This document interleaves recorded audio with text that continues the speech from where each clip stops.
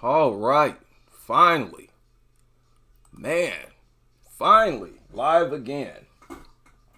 So I am back, and I am back to reproduce a video that was interrupted. Okay, fair use. Fair use. I'm not even going to play the entire video, but I'm going to give commentary. Certain parts of this video.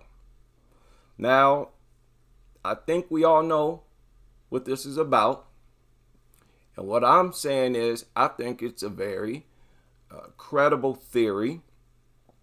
And if it is true, it should serve as fuel for people to be anti-dog. Okay? The whole point behind shedding light on this is not to share something interesting with you. It is to further, help us understand exactly the relationship. What's the nature of the relationship between humans and dogs?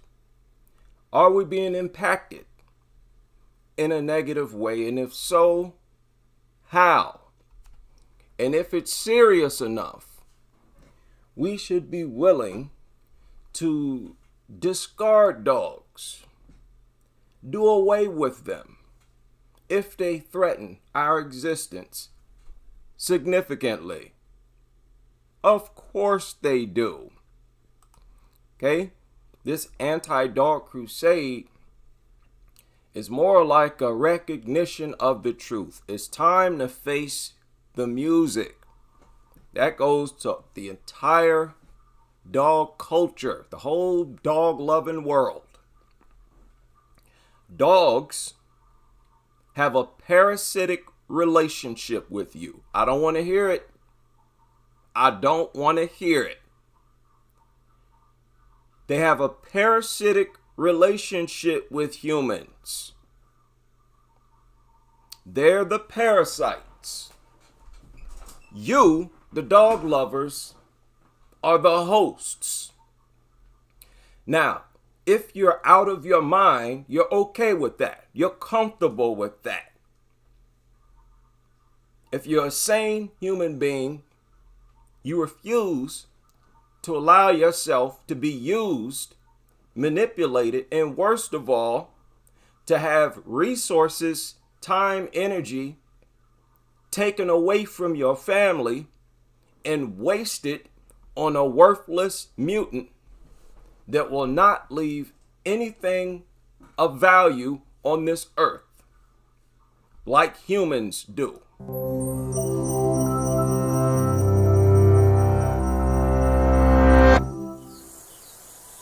This is a little bee-eater's nest, but this is not a little bee-eater chick.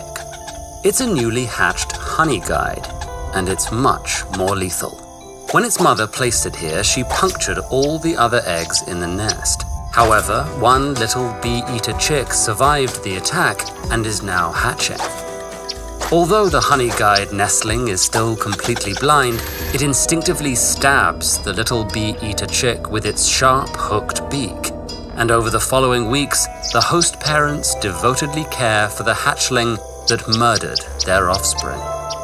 This is but one example of brood parasitism, an evolutionary strategy in which one animal tricks another into rearing its young.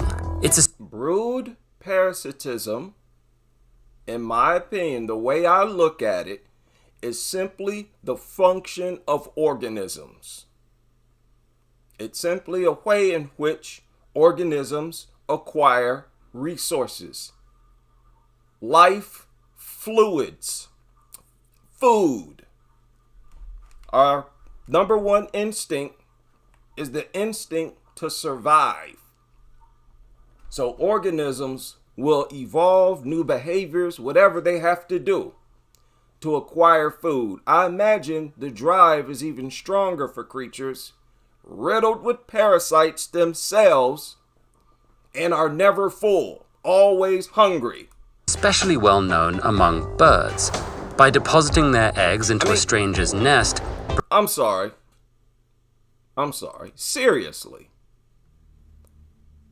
A creature born with parasites may as well be a parasite itself. Into a stranger's nest, among bird animal tricks another. Brood parasitism, an evolutionary strategy in which one animal tricks another into rearing its young. It's especially well known among birds. By depositing their eggs into a stranger's nest, brood parasites are able to shift the major costs of parenting onto others. Brood parasite chicks usually hatch early, then monopolize their host parents' attention. Some stab their fellow nestlings to death, while others shove the remaining occupants out of the nest. Meanwhile, I've always believed that dogs' desire to attack children was some sort of natural instinct. I've shared my theory that they did it to eliminate competition for food. That they immediately view the host's offspring, because the dog can see you giving your kids food too. So they view them as competition for food. Turns out, that's a natural instinct for living organisms, okay? So there's credibility to that. Are you dog lovers? If you don't want to believe facts, that's your problem. Your problem. But your dogs views your children as competition. That's why they attack them. They bite 7,000 of them each and every day in the United States alone. Out of the nest. Meanwhile, others are less harmful to their hosts. Not all brood parasites kill all of their hosts' offspring outright.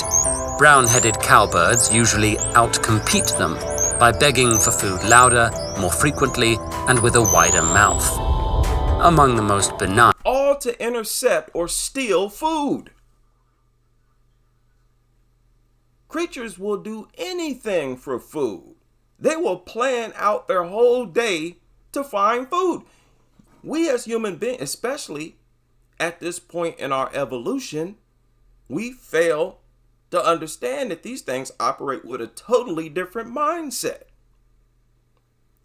You think when they look at your kid, they see a friend? That's dumb. They see competition for food. And they also see easy targets, something to bully around. It's an instinct for them to attack your kids because they attack each other when they form families, also called packs, themselves. A mandatory behavior among dogs in packs is to fight, intimidate, challenge other dogs. Do you understand? You don't bring creatures like that into the home. But let's continue. Black-headed ducks lay their eggs in other nests to be incubated. However, a few hours after hatching, they simply saunter off. But in the most egregious cases of brood parasitism, why don't host parents take a stand? In fact, hosts will often drive adult brood parasites away from their nests, and many take their defenses further. But whether a host can recognize and reject parasitic eggs and nestlings seems to depend on a few factors. Eastern phoebes will accept a brown-headed cowbird's speckled egg into their nest, though theirs are pure white. The gray catbird, on the other hand, is an expert at rooting out the very same parasites.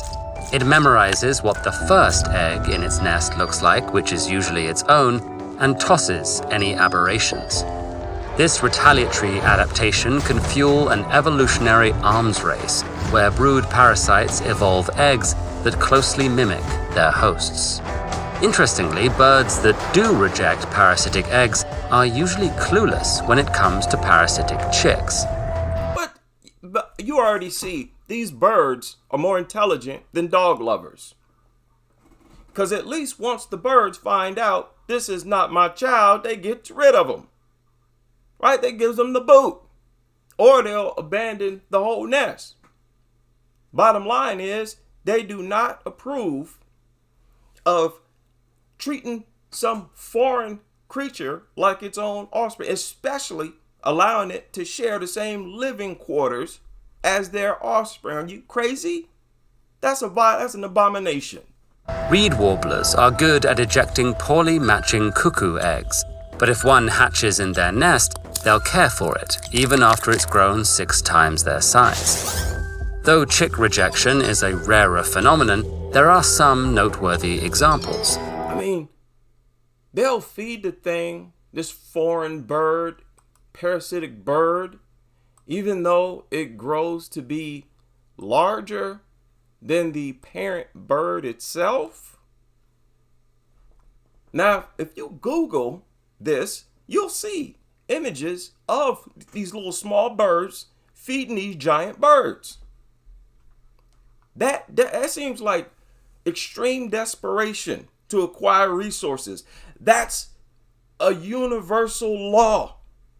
That is what it suggests to me, that it's just a law of the universe. Organisms will do all kinds of elaborate things to acquire goods and resources. Though chick rejection is a rarer phenomenon, there are some noteworthy examples. While incubating its eggs, the Australian superb fairy wren sings to them, imparting a unique note that its chicks use as a kind of password. When a cuckoo is in the wren's nest, it hatches first and pushes the others out. But perhaps because it hatched sooner, the cuckoo chick wasn't able to learn the password. Look at that. Look at how passionate nature is for a parent to only take care of its own offspring. These birds send mating signals, and they identify their hatchlings when their hatchlings can respond with the same sound. You don't get the same sound, that's not my offspring, get out of here. It's a law of nature to only tend for your own offspring. And at the very least, your own kind, your own species. Point is, dog lovers are doing something extremely backwards and unnatural. They're going against nature, period. It's irrefutable. And so it doesn't croon the right begging call. At this point, the adults usually abandon their nest and start another. They're willing to abandon all of their own offspring to avoid taking care of a foreign one. That's pretty deep. Altogether, host species show a remarkable variety of responses. This seems to partially be a result of... Yeah. Much appreciation to Ted Ed for this video. Has over 2 million views uploaded 2 years ago. Good. That'll help the crusade. That way when people hear this video, they know the business. Now, I just wanted to give people an outline of what this is. Brood parasitism in birds. Because it's a type of parasite that closely resembles or mimics dogs in their relationship with human beings. Now, I have 6 different timestamps that I have to deal with here. This is the best way for me to they say, all right, for me to do this here. And plus, it sort of gives me the feeling of a multiple attack, just laying into the dog-loving world. We are going to start at, and by the way, this is the video that gave me the idea for this live stream. I didn't know nothing about this, but as soon as I saw this phrase right here, I went to the video, went to the beginning, and listened to the whole thing. Okay? It immediately grabbed my attention because I've been talking about dogs as parasites on legs for years. Now, first time stamp, 1630. Where are we at? All right. Now listen to this. So the article begins by saying that if biologists weren't victims of the same blindness that afflicts all of us, they would not hesitate to classify dogs as social parasites. The class of manipulative creatures exemplified by the cuckoo, which we discussed earlier, lays its eggs in the nest of some poor, unsuspecting dupe of a bird of another species. The befuddled parents see a big mouth crying out for food and stuff it full of worms at the expense of their own offspring. Every time they turn their backs, the cuckoo hatchling shoves another of their own flesh and blood overboard, and the parents never seem to notice. Wow. Yeah. Now, keep in mind they don't only push them overboard; they also stab them. Apparently, according to that video, sometimes they'll even stab them to death. Very similar to what dogs do to your offspring. So he goes on to say that dogs have not quite reached that point in their parasitism of human society. Well, yeah, they have. I kind of disagree, but it is sobering that the number one behavioral problem that drives dog owners to seek professional help is aggression, and canine aggression most often is directed at children. Okay? Now, this is Sheepy speaking right now, giving you her theory on why dogs are very much like these parasites or are actually parasites. Right? I don't want to misquote nobody.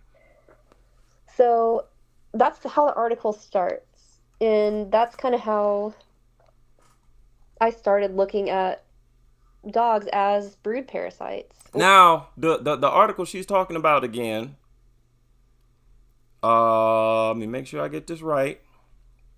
I believe I got it. It's in the San Diego Tribune, right? Okay, I don't have it now. Let's continue with this. I'll find it later. Or AKA like social parasites. They really have managed to hijack human nature, and especially maternal instincts or even maybe paternal instincts, and redirect those instincts into the care of dog. Yep. Which I think basically fits the definition. I mean, like, I'm not a scientist, obviously. I'm not a researcher. This is an interesting topic to theorize and discuss, but here even, we have scientific articles or scientific research showing that dog evolution is not what we have, I guess, conventionally been led to believe. Okay, I think that's a strong argument, because look, no matter if the dog is actually trying to do it or not, these dog lovers, you can tell that their maternal instincts are being triggered. The fur baby, all this type of stuff. I mean, it's obvious. They put baby clothes on these things. Okay, clearly, maternal instincts, paternal instincts are triggered when it comes to dogs, and it's only dogs. They don't try to put cats in strollers and none of that nonsense. It's dogs and only dogs. Could it be because these things are like parasites, their relationship with humans? I'm asking questions. Okay, so moving on into canine genetics. Okay, wait a minute. Let's go to the next timestamp. It's at 4109. Okay? Gonna gradually build up here. Believe so. Part of it, just because a cynical part of me says that almost everything that dog cultists say is a lie. It's either a flat out lie or it's some ridiculous exaggeration, right? Yes. So with that said, it's like they say, oh yeah, but back in early, like I was saying before, oh, they guided human evolution. And like, oh, really? Is that so? I don't necessarily believe that. Because I don't believe anything they say. And a lot of it is, okay, is that a valid anthropological thesis, or more just like dog cult baloney? I think, Yes, that yeah. is the perfect. Now, before she goes into this, I just want to point out, yes, that's a bunch of baloney. And I always thought that. How they talk about, oh, dogs have been alongside humans, guided human evolution for 20, 50,000. Man, shut up. You don't know what was going on 20,000 years ago, and you sure don't know what the relationship was between dogs and humans. You don't have no way to substantiate that idea. Just add that to the list of all the other goofy dog rhetoric that they've put out over the years. It's a lie. It's either a flat out lie or it's some ridiculous exaggeration, right? Yes. So with that said, it's like they say, oh yeah, Go I believe that. I don't believe anthropological. That is the perfect segue. I want to read. Okay, I skipped over this the first time because it's not necessarily like a brood parasite related, but it's in this Atlantic article, and I have to read it to you after you say that. So, consider countless stories about how dogs have, quote, saved people. In fact, dogs have no particular interest to save people and no particular understanding that this is what they're doing, or even when they do it. Search and rescue dogs are trained by exploiting the instinct to retrieve thrown objects. They're trained to fetch, and they are trained to fetch one toy only. Once they master that, they're ready for the next step. I didn't know this. So a person takes the toy and hides. The dog is then encouraged to find the toy. When he finds the, quote, victim, the dog is rewarded by getting his toy.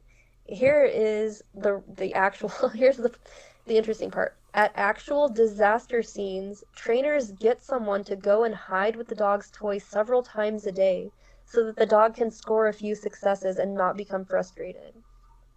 Did you know that? I did not. They don't even really rescue people. They have people pretend to hide with the toy so the dog feels not frustrated, that it's not actually like rescuing anyone. What? That is incredible.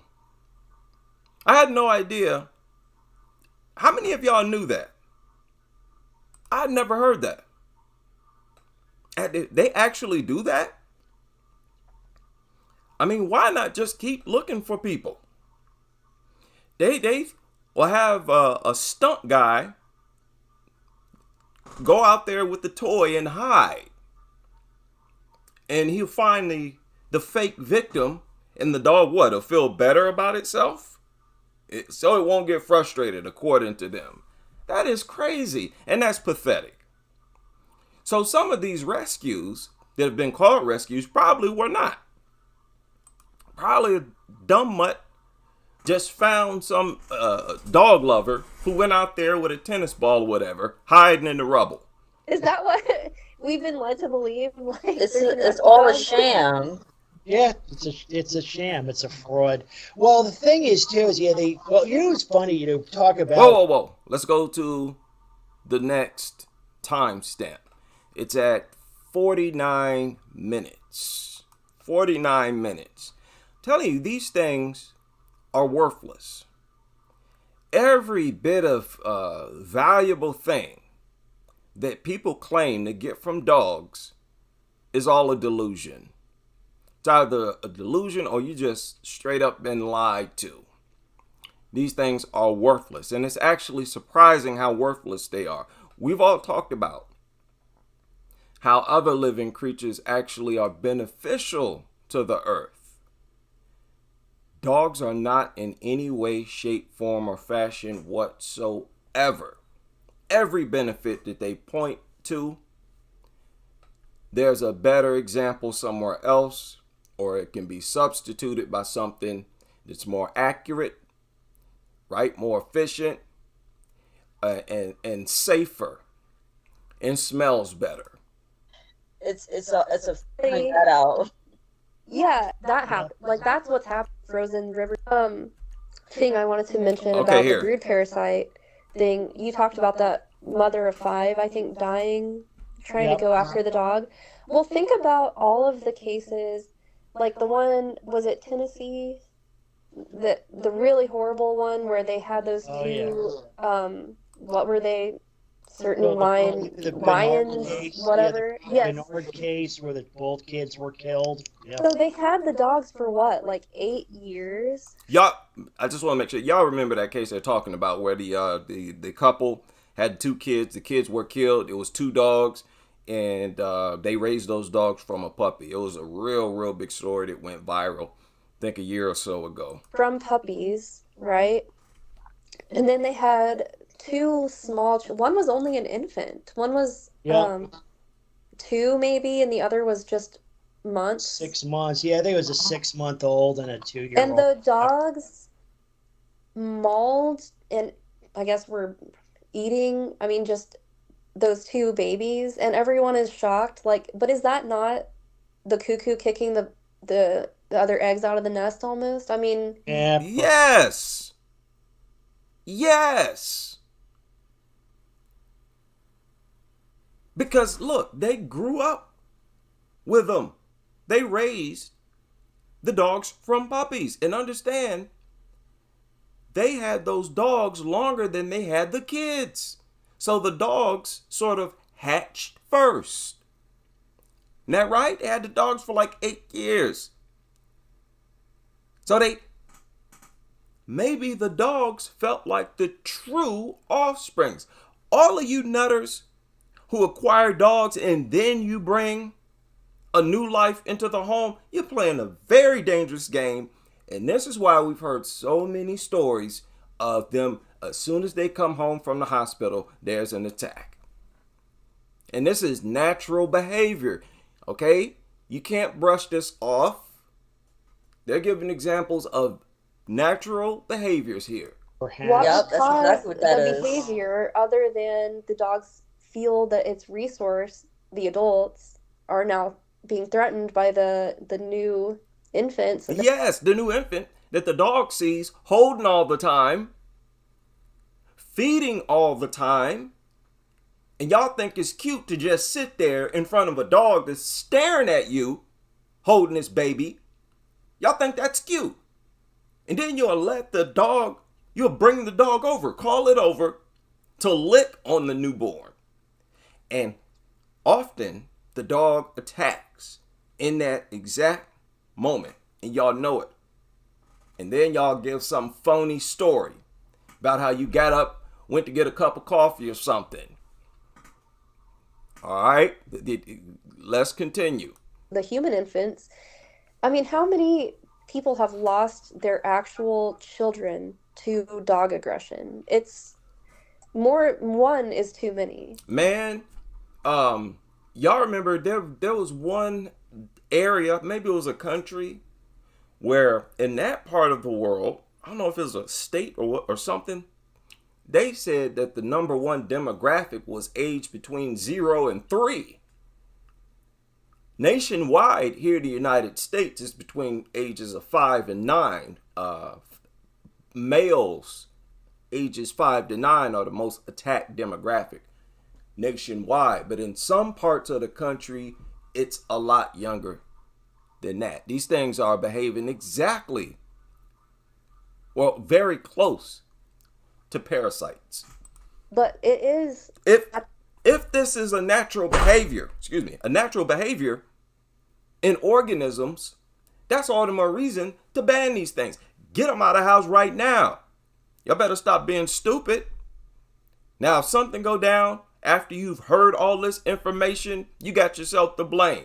At that level. I mean, dogs killing actual human children, we're at that level of, I guess, brood parasite behavior. Yes. In my opinion. Yes. We're at that level. There's no denying it. Even if you don't believe that dogs are like parasites, they're functioning just like parasites. How on earth could the most attacked demographic be your kids?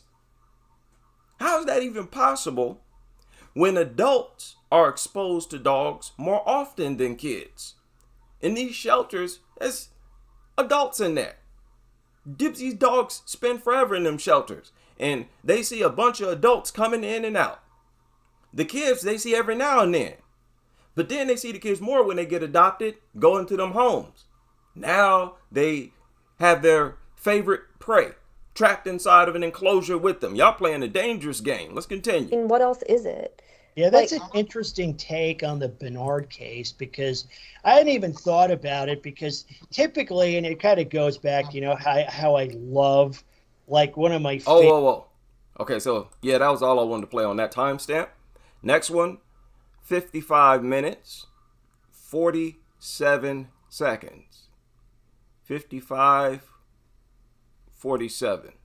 this in some article. Can't show the kid. Don't quote me on it. I don't want to say I don't want to misspeak, but I remember reading something about the development of that particular muscle in that dogs have and wolves do not. Okay. The one that makes Okay. She's talking about the eyebrows or the assumed eyebrows they talk about with dogs. They look sort of human-like.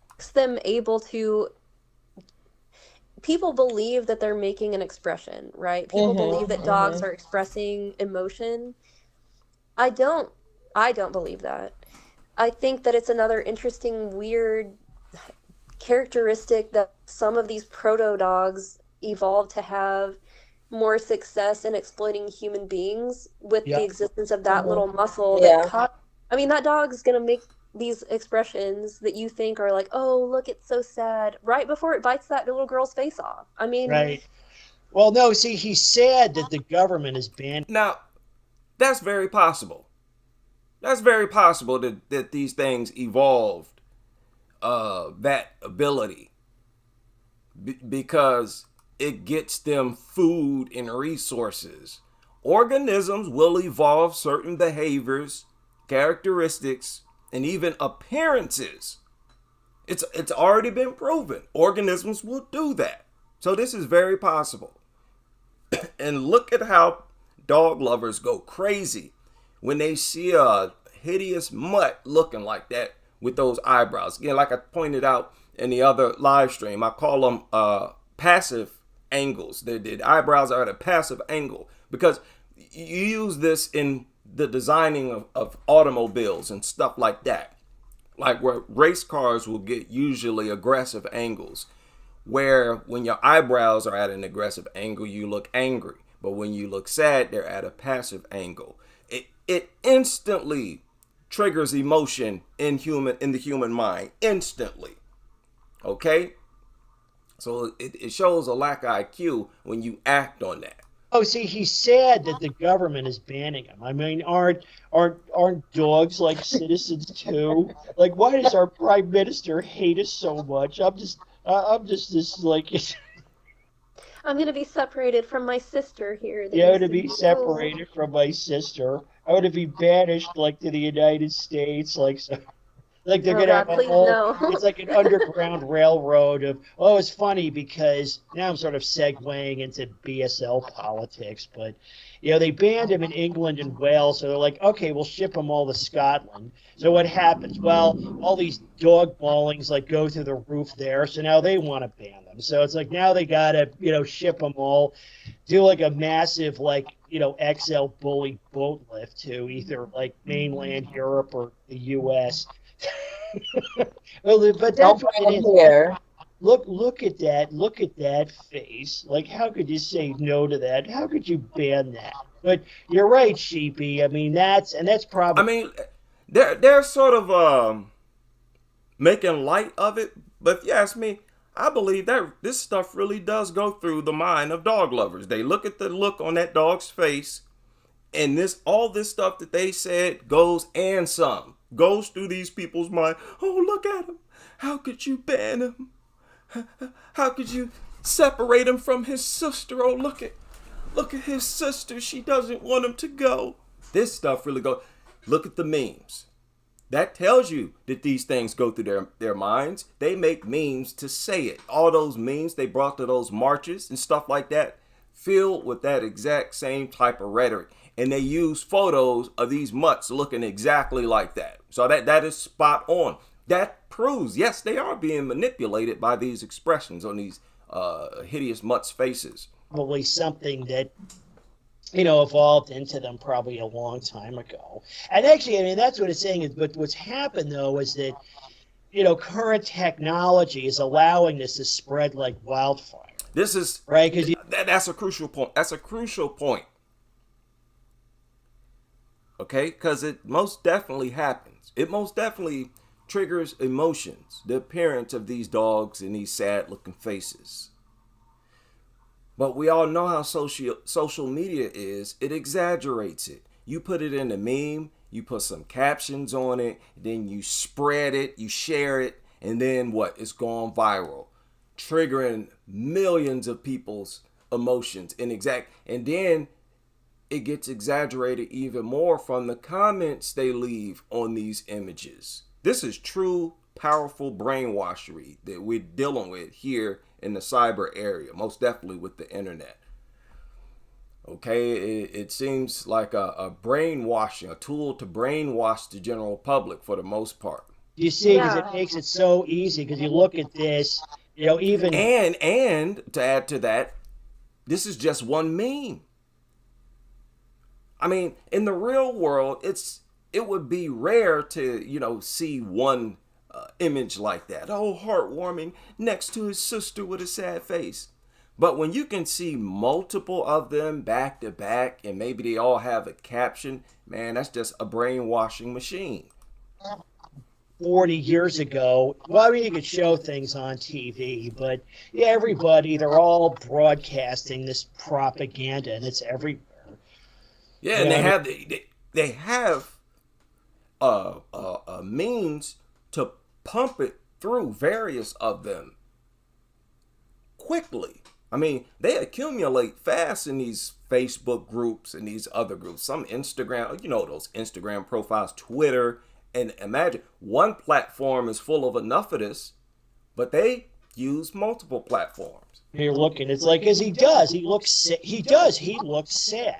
And of course, why does he look sad? It's like, I don't know, maybe they ran out of dog biscuits, but what they're doing, they're anthropomorphizing. They're saying, it's sad. It's really a sad day in Britain that they, banned these perfect and pure, fur angels sent from heaven.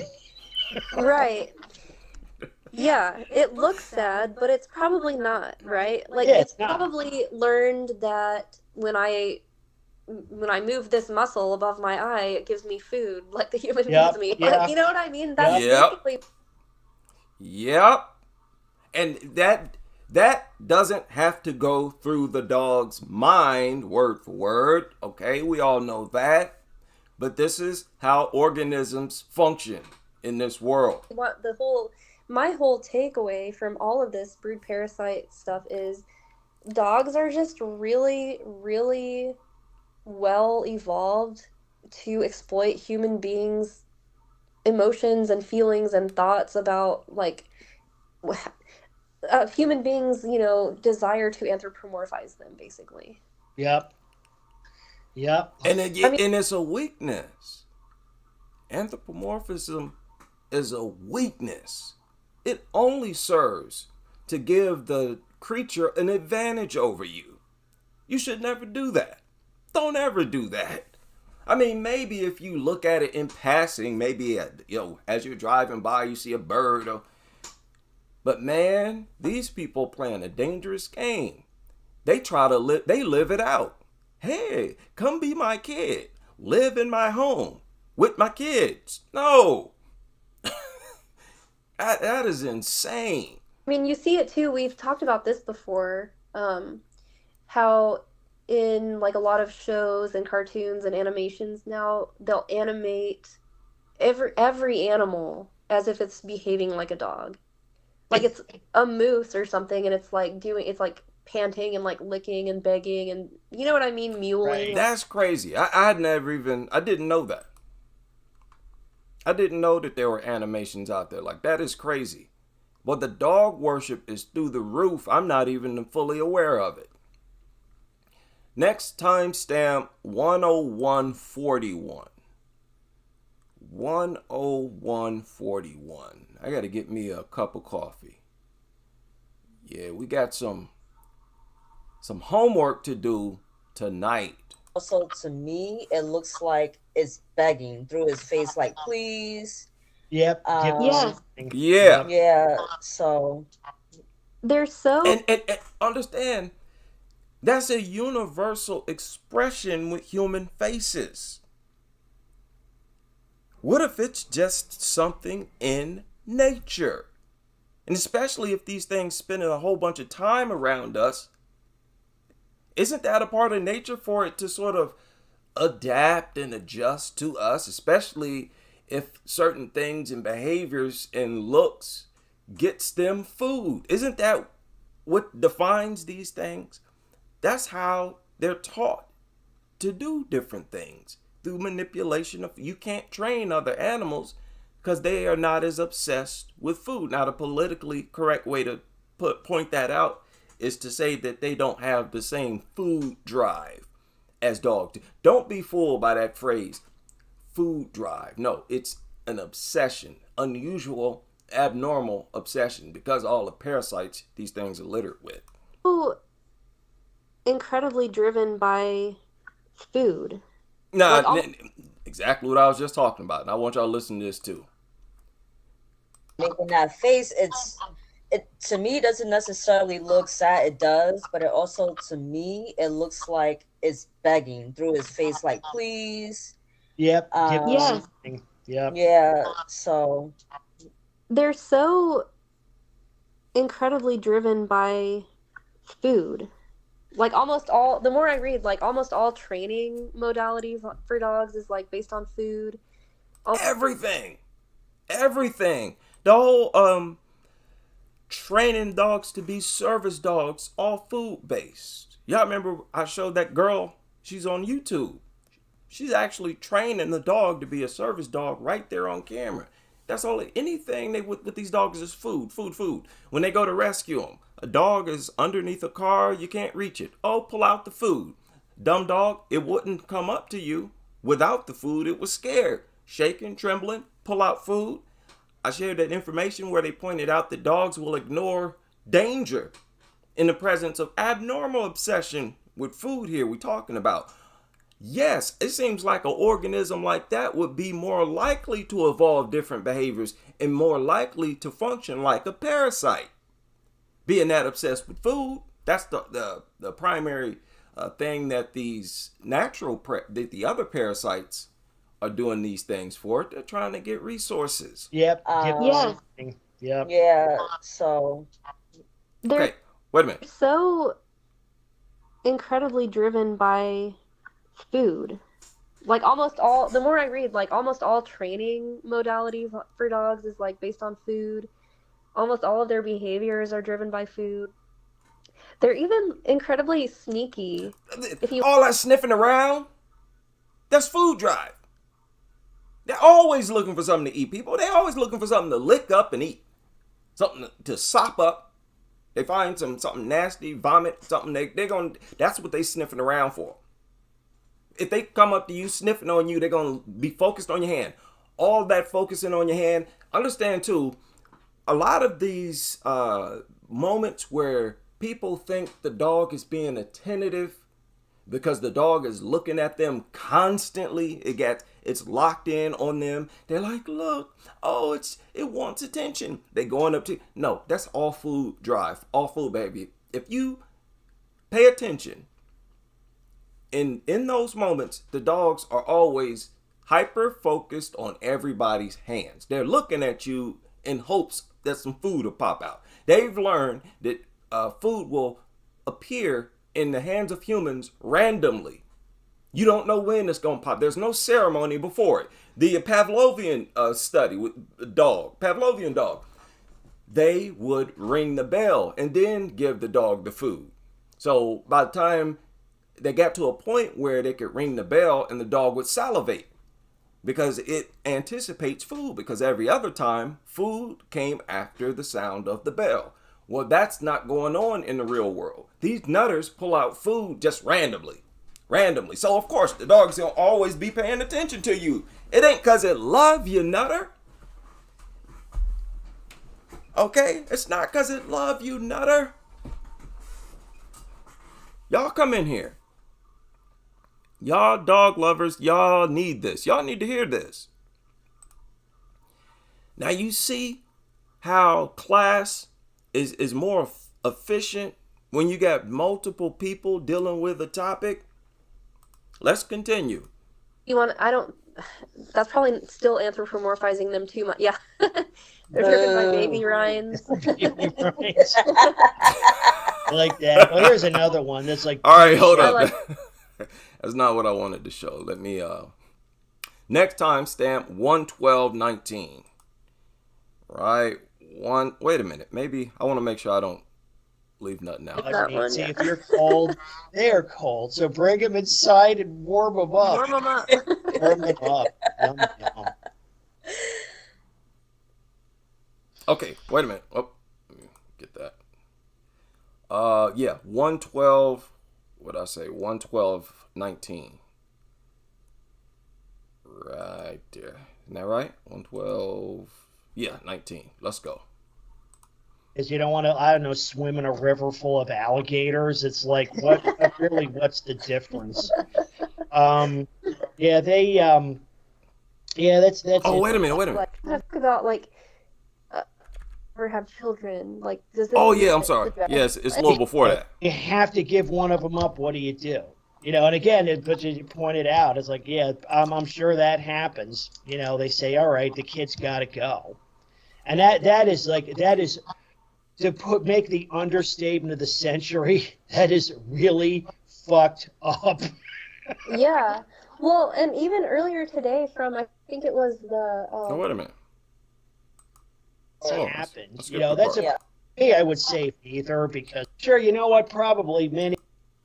And they said that the dog rejected the baby, and they tried to like do it again, and the dog just rejected the baby again, whatever that looks like. Okay, I lost it. Wait a minute. You know, they say, all right, the kid.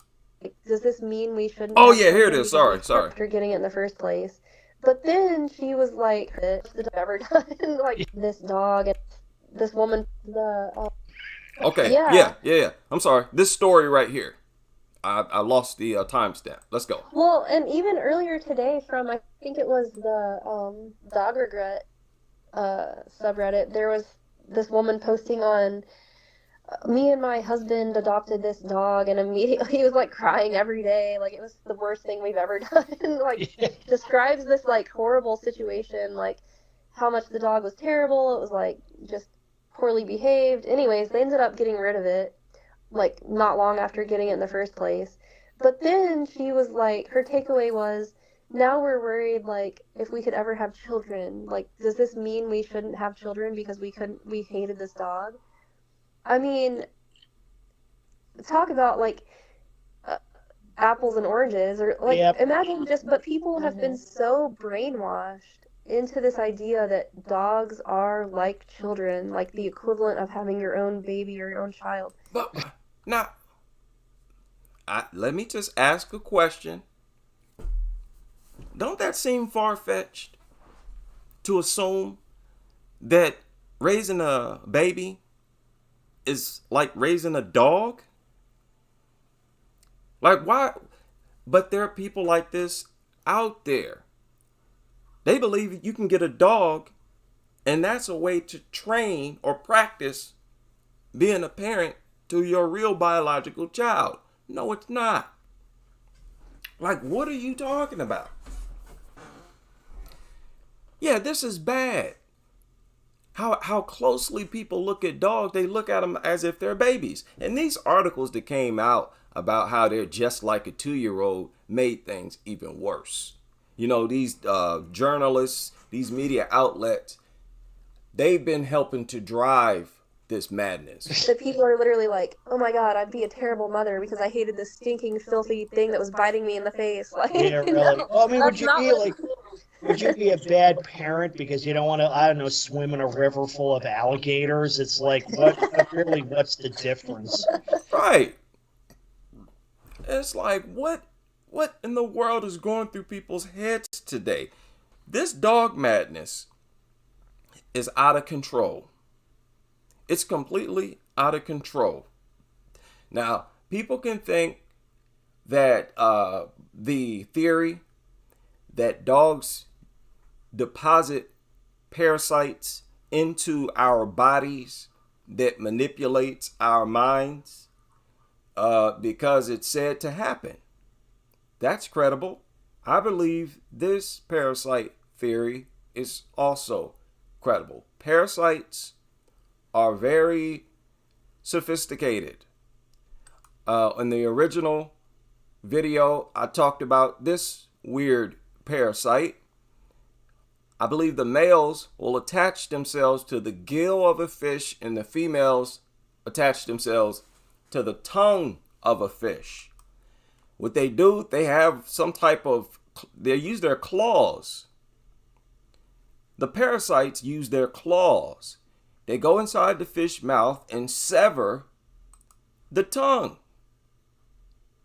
and attach themselves to the nub.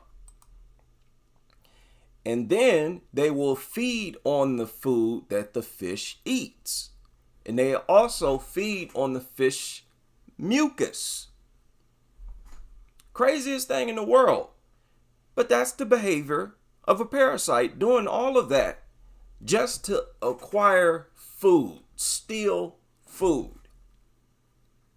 So how could it be far-fetched that dogs have at least partially evolved to behave in the same way? Well, let me tell you something. They got you dog lovers calling them babies. Y'all dropped the fur at the beginning. Yeah, you think we didn't notice. See, at first, they was calling them fur babies, our fur babies. They made a point to put the word fur at the beginning. And after a while, once they saw they didn't get any pushback for it, they dropped the word fur. Now they refer to them as babies. Don't steal our babies. Sound like a parasitic relationship to me. And like I said, and this is a parasite too. I don't know what kind of parasite this is. But you see the same thing. I've always talked about how strange it is. And you don't see this in nature, where one group of species adopts the young of another group in droves, where over the half the population of that species is taking care of another species' offspring. You don't see nothing backwards like that in nature. The only time you see anything close to that is something like this, where a parasite done hijack. Sometimes they'll get two of them in there. Huh? I mean, look at this thing. You get one chop off your tongue, another one can come in and chop off your tongue. They say the large ones is the females, smaller ones are the males. Now, the fish, after this thing chops its tongue off, now the fish needs the parasite. It needs a tongue to eat. Now it depends on the parasite. Sound familiar? Does it sound familiar? Where dogs come in and replace real children, and it gets to a point where these people can never live without dogs.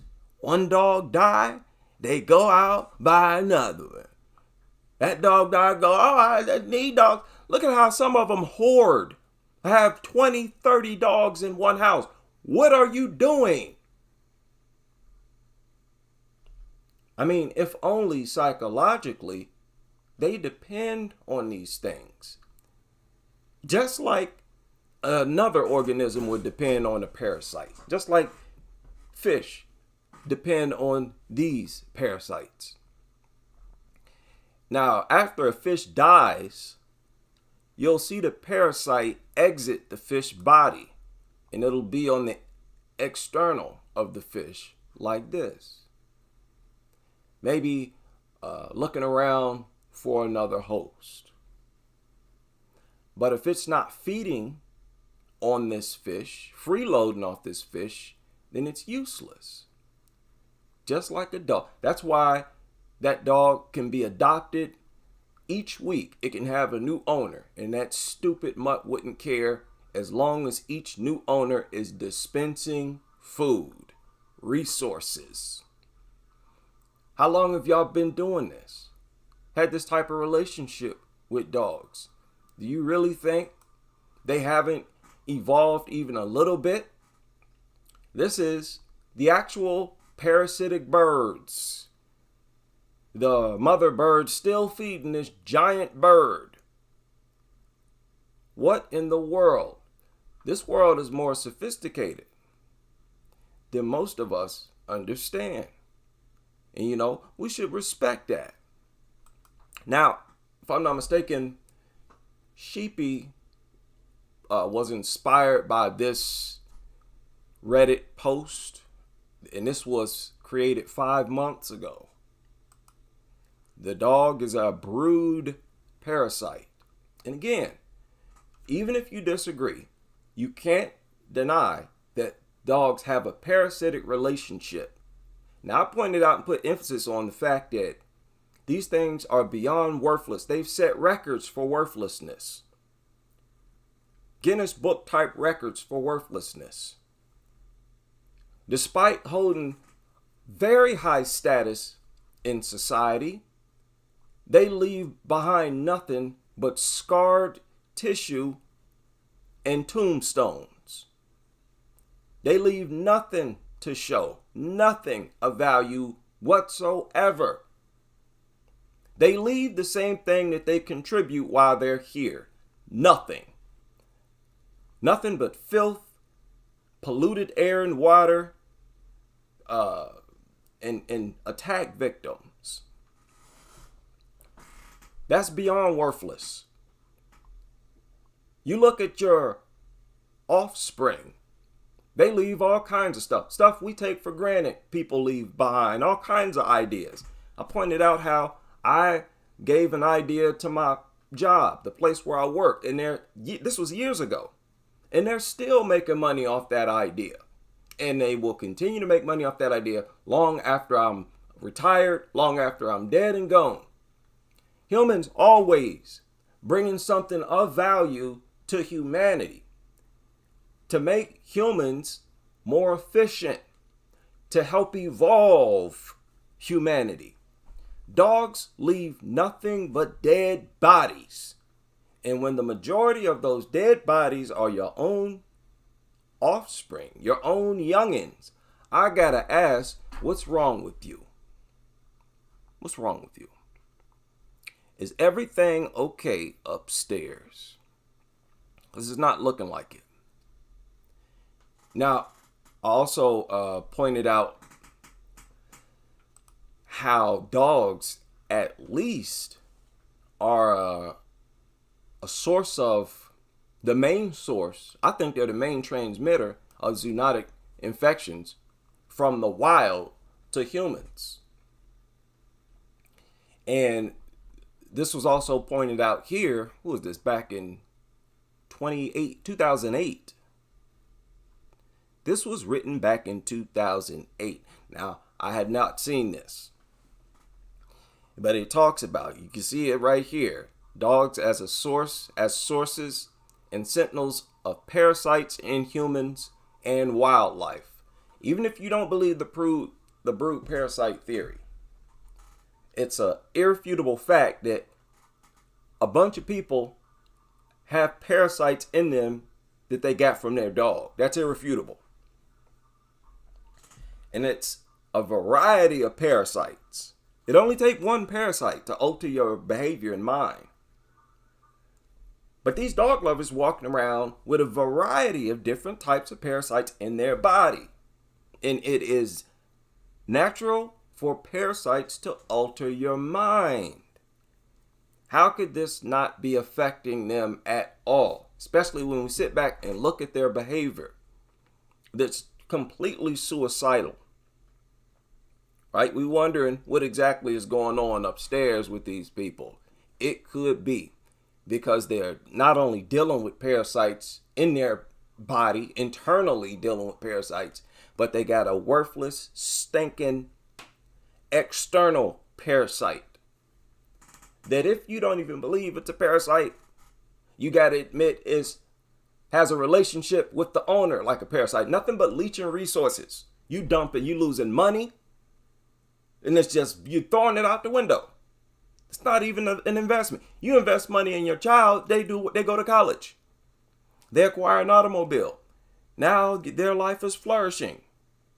The dog, you're just wasting money.